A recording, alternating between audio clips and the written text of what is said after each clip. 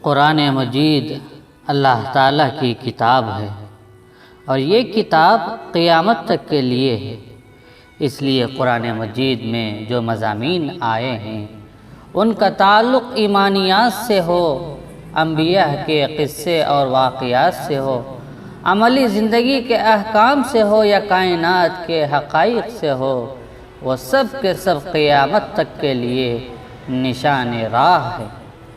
روایات سے معلوم ہوتا ہے کہ مختلف زمانے میں اللہ تعالیٰ کی طرف سے مبعوث کیے جانے والے پیغمبروں کی تعداد 1,00,000 سے اوپر رہی ہے۔ ان میں سے صرف چند پیغمبروں کا قرآن پاک میں ذکر آیا ہے، اور ان میں بھی بعض ہی پیغمبر ایسے ہیں جن کے حالات زیادہ تفصیل کے ساتھ مذکور ہیں۔ ان انبیاء کرام کا خصوصی طور پر ذکر اس بات کی علامت ہے کہ ان سے متعلق واقعات میں امت محمدیہ کے لیے خاص طور پر عبرت کے پہلو موجود ہیں۔ جن انبیاء کے واقعات کو قرآن مجید میں زیادہ تفصیل کے ساتھ بیان کیا گیا ہے، ان میں ایک سیدنا حضرت ابراہیم علیہ السلام کا واقعہ بھی ہے۔ حضرت ابراہیم علیہ السلام کا ذکر قرآن مجید میں 60 پر 9 بار آیا ہے، اور رسول اللہ کے علاوہ انبیاء میں صرف حضرت ابراہیم علیہ السلام ہی کی ذات ہے جن کے بارے میں قرآن مجید نے صراحت کی ہے کہ یہ امت کے لیے اسوہ ہیں۔ قد کانت لکم اسوۃ حسنۃ فی ابراہیم والذین معہ۔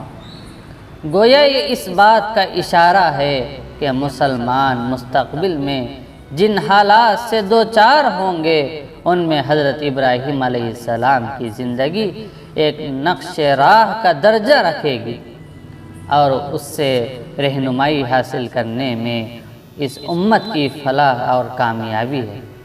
اگر غور کیا جائے تو آج مسلمان جن حالات سے دوچار ہیں وہ حیات ابراہیمی سے بڑی مماثلت رکھتے ہیں۔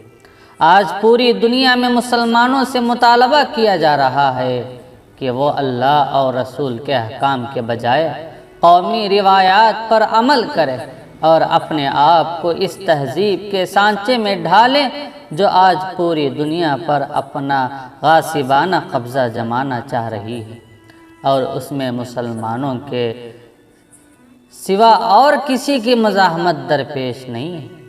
عالمی سطح پر ان سے مطالبہ ہے کہ وہ مغربی تہذیب کو قبول کر لیں۔ شرافت و اخلاق اور حیا پر مبنی طریقۂ زندگی کو بنیاد پرستی اور قدامت پسندی کا نام دیا جا رہا ہے۔ ہندوستان میں ہندوتوا کی بات کی جا رہی ہے۔ سیدنا حضرت ابراہیم علیہ السلام کی آزمائش کی ابتدا یہیں سے ہوئی۔ عراق کا معاشرہ چاہتا تھا کہ وہ اس مشرکانہ طریقۂ زندگی پر قانع ہو جائے جس میں سورج، چاند اور ستاروں کی پرستش سے لے کر بے شمار چیزوں کی پرستش کی جاتی تھی، اور اس روایتی فکر کے خلاف بغاوت نہ کرے۔ لیکن حضرت ابراہیم علیہ السلام کے ضمیر نے اس کو قبول نہیں کیا کہ وہ توحید کے بجائے شرک پر قانع ہو جائے۔ انہوں نے ستارہ پرستی، چاند پرستی، سورج پرستی، بت پرستی کے خلاف پوری قوت اور دلیل کے ساتھ آواز اٹھائی۔ اس کا رد عمل یہ ہوا کہ پہلے آپ کو زندہ جلانے کی کوشش کی گئی، مگر جب اللہ کی طرف سے آپ کی حفاظت کے غیبی انتظام نے انہیں ناکام کر دیا تو آپ کو وطن چھوڑنے پر مجبور کر دیا گیا، یہاں تک کہ آپ کے بت گراہ والد نے بھی آپ کو سنسار کر دینے کی دھمکی دی۔ لَإِن لَّمْ تَنْتَهِ لَأَرْجُمَنَّكُمْ وَاهْجُرْنِي مَلِيًّا۔ یہ وہی رویہ ہے جو ہر زمانے میں باطل کی طاقتوں نے حق اور سچائی کے خلاف استعمال کیا ہے۔ آج بھی مسلمانوں کو مختلف ملکوں میں در در کی ٹھوکریں کھانے پر مجبور کیا جا رہا ہے۔ فلسطین میں فلسطینی پناہ گزینوں کو خود ان کے وطن میں واپس آنے کی اجازت نہیں دی جا رہی ہے، اور ہندوستان میں فرقہ پرست طاقتیں کہاں جائے گا مسلمان، قبرستان یا پاکستان کا نعرہ لگا رہی ہے۔ یہ قوم ابراہیمی کے اسی رویے کا اعادہ ہے۔ حضرت ابراہیم علیہ السلام نے جب عراق سے ہجرت کی تو راستے میں مصر سے بھی گزرے، جہاں آپ کی زوجہ حضرت سارہ علیہ السلام کے ساتھ زیادتی کرنے کی کوشش کی گئی، لیکن اللہ تعالیٰ کی مدد سے یہ فتنہ ٹل گیا۔ پھر جب حضرت ابراہیم علیہ السلام شام پہنچے اور بڑھاپے میں حضرت اسماعیل علیہ السلام پیدا ہوئے تو حکم ہوا کہ شیرخوار بیٹے اور نئی نویلی دلہن شہزادی مصر حضرت ہاجرہ علیہ السلام کو شام اور فلسطین کے مرغزراؤں کو چھوڑ کر مکے کے بے آب و گیا صحرا میں پہنچا دیا جائے۔ حضرت ابراہیم علیہ السلام اس امتحان میں بھی پورے اترے اور ان دونوں کو مکہ مکرمہ میں چھوڑ آئے، جہاں اس وقت پانی کا ایک خطرہ بھی میسر نہیں تھا۔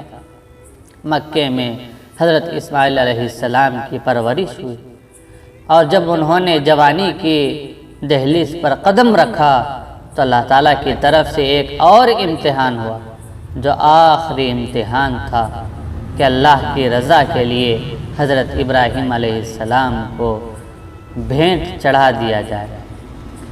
رضا خداوندی کے طالب باپ اور وفا شعار بیٹے نے اس جاں غسل امتحان پر بھی لبیک کہا اور وہ قربانی پیش کی، جس کی محبت اور جانثاری کی انسانی تاریخ میں کوئی مثال نہیں ملتی۔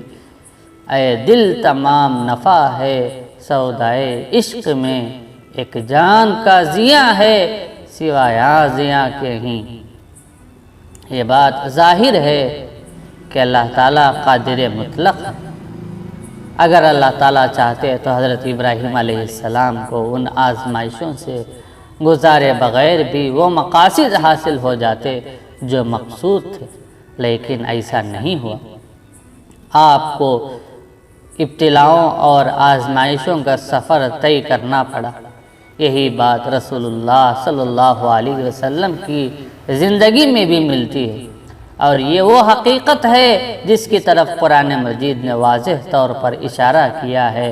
اہل ایمان کو یہ خیال ہو سکتا تھا کہ وہ جب ایمان اور ہدایت سے بہرور ہو چکے ہیں اور حق پر قائم ہیں تو اس دنیا میں مشقتوں اور آزمائشوں میں کیوں مبتلا کیے جائیں گے، جیسے خدا نے ان کے لیے آخرت میں جنت بنائی، اسی طرح وہ دنیا میں بھی راحت اور آسائش کے مستحق ہے۔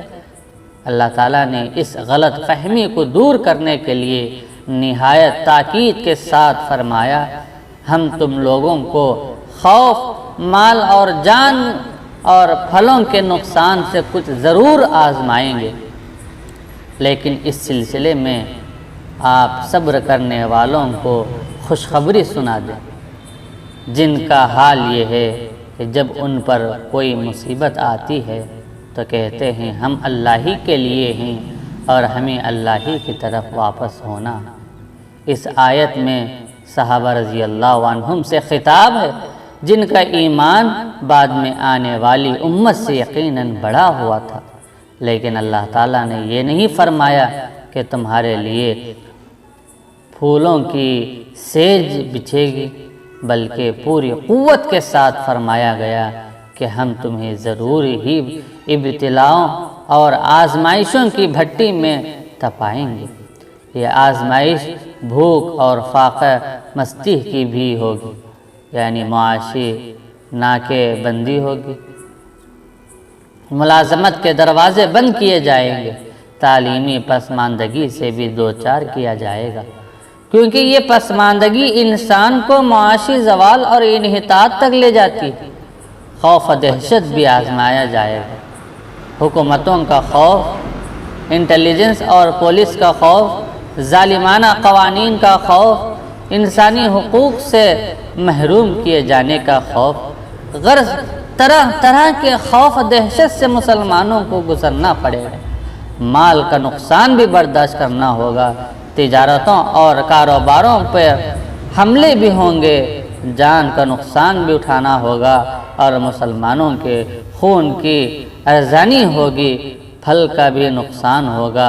زمین کے پھل میں جیسے سیب، آم اور چاول، گیہوں ہیں، اسی طرح پیٹرول، دوسرے معدنی ذخائر بھی شامل ہیں۔ آج حقیقی معنوں میں پیٹرول کے ذخیرے پر مغربی طاقتوں کا قبضہ ہے۔ مسلم ممالک کو زراعتی ٹیکنالوجی سے محروم رکھنا، بلکہ مختلف کیمیکل کے استعمال کے ذریعے عالمی اسلام کی زمینوں کو ناکارہ بنانا، یہ سب زمین سے حاصل ہونے والی آمدنی کو نقصان پہنچانا اور قرآن مجید کی زبان میں وَنَقْصٍ مِّنَ الثَّمَرَاتِ۔ آج پوری دنیا میں مسلمان جن مصیبتوں سے گزر رہے ہیں وہ باعث حیرت نہیں۔ قرآن مجید نے شروع ہی سے اس کی طرف اشارہ کیا ہے۔ ایسے واقعات پر مسلمانوں کا کیا طرز عمل ہونا چاہیے؟ اللہ تعالیٰ نے اس کی طرف اشارہ کرتے ہوئے فرمایا کہ ایسے موقع پر امت کو صبر کا راستہ اختیار کرنا چاہیے۔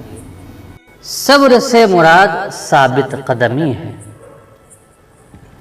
یعنی حالات کتنے بھی ناموافق ہوں اور کتنی بھی دشواریاں راہ حق میں آئے، انسان باطل کی قوت کو دیکھ کر متزلزل نہ ہو اور وہ حوصلہ نہ ہارے، اور اللہ کے دین پر اس کے یقین میں کسی قسم کی کوئی کمی نہ ہونے پائے، بلکہ وہ پوری طرح ثابت قدم رہے۔ قرآن مجید میں ایک اور موقع پر صحابہ رضی اللہ عنہم کا ذکر کرتے ہوئے کہا ہے کہ ان کا حال یہ ہے کہ جب انہیں دشمن کی کثرت کا حوالہ دے کر خوف زدہ کرنے اور دہشت میں مبتلا کرنے کی کوشش کی جاتی ہے تو گھبرانے اور خوف کھانے کے بجائے ان کے ایمان میں اضافہ ہوتا ہے۔ وَمَا زَادَهُمْ إِلَّا إِيمَانًا وَتَسْلِيمًا۔ پھر صبر کے اس مرحلے میں مرد مومن اپنے درجہ مقام کا اعلان کرتا ہے۔ وہ کہتا ہے کہ ہم اللہ ہی کے لیے ہیں اور ہمیں اللہ ہی کی طرف واپس جانا ہے۔ جس تمدن کی بنیاد عیش پرستی اور عشرت کوشی پر ہو اور جس کا مقصد زیادہ سے زیادہ نفسانی خواہشات کو پورا کرنا ہو، وہ بنیادی طور پر بے خدا تمدن ہوتا ہے۔ ایک ایسا تمدن جس میں خدا کے لیے کوئی جگہ نہیں ہوتی، جس میں انسان اپنے آپ کو خدا سے بھی آگے سمجھنے لگتا ہے، جس میں خدا کو چرچوں اور عبادت گاہوں تک محدود کر دیا جاتا ہے اور پوری دنیا کو انسان اپنے ہاتھوں میں لے لیتا ہے۔ لیکن اسلام جس تمدن کی دعوت دیتا ہے وہ باخدا تمدن ہے، جس میں انسان اپنی پوری زندگی کو اللہ کے حوالے کر دیتا ہے۔ اسی لیے قرآن دین حق پر ثابت قدم رہنے والوں کے طرز فکر کو بیان کرتا ہے کہ وہ کہتے ہیں اِنَّا لِلَّهِ وَإِنَّا إِلَيْهِ راجعون، یعنی ہم سب اللہ کے لیے ہیں اور اللہ ہی کی طرف ہماری واپسی ہے۔ یہ اس بات کا اعلان ہے کہ حالات جیسے بھی ہوں ہم خدا کے فرما برداری سے آزاد نہیں ہو سکتے، اور ہم ایسے تمدن کو قبول نہیں کر سکتے جس میں خدا کو عبادت گاہ سے باہر قدم رکھنے کی اجازت نہیں۔ اسی حقیقت کی طرف اشارہ کرتے ہوئے فرمایا ان صلاتی و نسکی و محیایا و مماتی للہ رب العالمین، میری نماز، میری عبادتیں، میرا جینا اور میرا مرنا یقیناً اللہ ہی کے لیے جو تمام عالم کے پروردگار ہے۔ ایک اور موقع پر حضرت ابراہیم علیہ السلام نے ارشاد فرمایا انی وجہت وجہی للذی فطر السماوات والارض حنیفا وما انا من المشرکین، میں نے اپنا رخ یکسو ہو کر اس خدا کی طرف کر لیا جس میں آسمانوں کو اور زمین کو پیدا کیا، اور میں شرک کرنے والوں میں سے نہیں۔ حضرت ابراہیم علیہ السلام کی سب سے بڑی خصوصیت اللہ سے تعلق اور خود پردگی ہے، اور ان کی خود سپردگی تھی، اور نمرودی معاشرے میں یہی بات سب سے زیادہ ناقابل برداشت اور ناقابل عفو تھی۔ وہ حضرت ابراہیم علیہ السلام کو اس فکر اور نظام حیات کے سانچے میں ڈھالنا چاہتے تھے جس میں حقیقی خدا کا کوئی تصور نہ ہو، جس میں انسان مذہب و اخلاق کی ہر طرح کی قید و بند سے آزاد ہو، جس میں مذہب ایک رسمی چیز ہو اور جس کا زندگی میں کوئی عمل دخل نہ ہو، جس میں انسان کی پیشانی اس کی مصنوعی دیووں اور دیوتاؤں اور لذتوں اور شہوتوں کے سامنے جھکا کرتی ہو، جس میں ایسی بے جان چیزوں کی پرستش کی جاتی ہو جس سے نہ انسان کو ڈرنے کی ضرورت ہو اور نہ اس سے اعمال اور افکار پر کوئی پابندی عائد ہو۔ آج بھی مسلمانوں سے نفرت اور عناد اور انہیں بدنام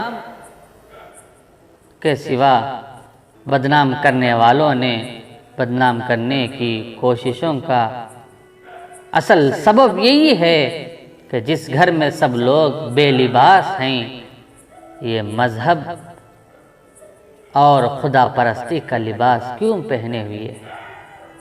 یہ ہمارے بے خدا تمدن کے سامنے سر جھکانے کے بجائے خدا پرستی اور خدا ترسی کی بات کیوں کرتے ہیں؟ یہ آخرت کا نام لے کر ہماری خوش عیشوں میں کیوں بھنگ ڈالتے ہیں؟ یہ مسجد اور نماز تک اپنے آپ کو محدود کر کے زندگی کے دوسرے مسائل میں مذہب سے کیوں آزادی حاصل نہیں کرتے اور انسان کی آزادی میں کیوں رکاوٹ پیدا کرتے ہیں؟ یہ بنیادی فکری اختلاف ہے جس نے خدا بیزار قوموں اور تہذیبوں کو اسلام کے خلاف آمدہ بیکار کر دیا ہے۔ صرف آمدہ بیکار کرنا ہی نہیں ہے، وہ اس کے بغیر راضی نہیں ہو سکتے کہ مسلمان اپنے تہذیبی اور مذہبی تشخص سے باز آ کر اقوام مغرب کو اپنا قبلہ بنا لے۔ لن ترضى عنك اليهود ولا النصارى حتى تتبع ملتهم۔ اس لیے آج کے ماحول میں مسلمانوں کے لیے وہی اسوہ ہے جو حضرت ابراہیم علیہ السلام نے اختیار کیا تھا، یعنی مشکلات پر صبر اور استقامت اور ہر طرح کی مشکلات کو جھیلنے کے باوجود خدا کے تعلق پر کوئی آنچ نہیں آنے دینا۔ اگر مسلمان اسوہ ابراہیمی علیہ السلام پر قائم رہے تو انشاءاللہ وہ امتوں کی امامت سے سرفراز کیے جائیں گے، اور مسلمانوں کو کتنا ہی بدنام اور رسوا کرنے کی کوشش کی جائے، خدا کی طرف سے ان کو عزت اور سربلندی حاصل ہوگی، جیسا کہ خدا کا یہ وعدہ حضرت ابراہیم علیہ السلام کے حق میں پورا ہوا۔ وہ وعدہ ہم لوگوں پر بھی ضرور ہوگا۔